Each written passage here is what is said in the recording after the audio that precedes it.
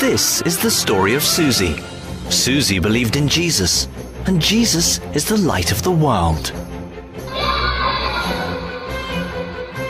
Before each meal, Susie would thank Jesus for the food someone else planted, cultivated, bred, harvested, slaughtered, canned, prepared, cooked, and presented. No food would be eaten until it was properly blessed. Before bedtime, Susie would pray for Jesus to heal the sick, comfort the afflicted, and ease the suffering in the world. Of course, when Susie awoke, the world's problems were still there. But somehow, it was all part of God's divine plan. When Susie got sick, she prayed for healing. Then she paid a doctor, took prescription medication, and took weeks to recover naturally.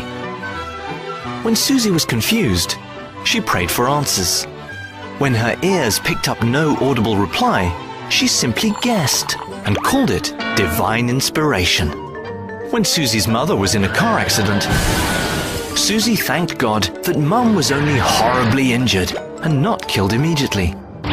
Susie then prayed to Jesus for healing, and then she paid thousands of dollars to trained medical personnel.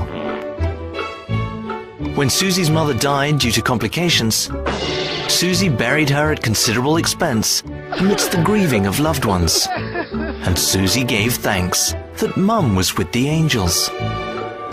Susie went to church, thanking Jesus for being so good.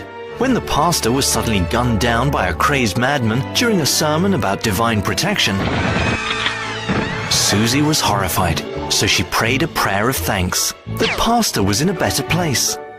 She also prayed for the widow and children, that they would see that it's all part of God's special plan for their lives. When hurricanes came, Susie prayed and thanked Jesus that only a few thousand were homeless and only a few $1 billion in damage was done.